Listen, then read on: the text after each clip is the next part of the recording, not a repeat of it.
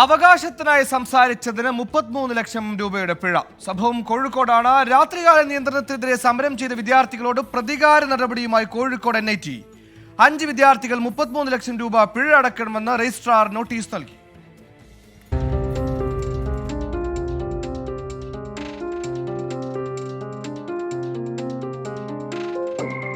രാത്രി ക്യാമ്പസ് വിട്ട് പുറത്തു പോകുന്നത് തടഞ്ഞതിനെതിരെ മാർച്ച് 22 നടന്ന സമരത്തിൽ പങ്കെടുത്തവർക്കെതിരെയാണ് നടപടി. 6,61,155 രൂപ വീതം പിഴയടക്കണമെന്നാവശ്യപ്പെട്ട് 5 വിദ്യാർത്ഥികൾക്ക് രജിസ്ട്രാർ നോട്ടീസ് നൽകി.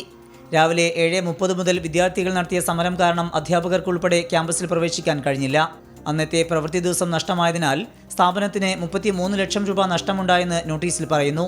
CCTV ദൃശ്യങ്ങൾ, ഫോട്ടോഗ്രാഫ്സ്, മാധ്യമ വാർത്തകൾ എന്നിവ പരിശോധിച്ചാണ് പ്രധാന ഗേറ്റ് അടച്ചുപൂട്ടിയ വിദ്യാർത്ഥികൾക്കെതിരെ നടപടി സ്വീകരിക്കുന്നത് എന്ന് നോട്ടീസിൽ പറയുന്നു. ഒരാഴ്ചയ്ക്കുള്ളിൽ വിശദീകരണം നൽകിയില്ലെങ്കിൽ നടപടിയുമായി മുന്നോട്ടു പോകുമെന്നാണ് മുന്നറിയിപ്പ്. 24 കോഴിക്കോട്.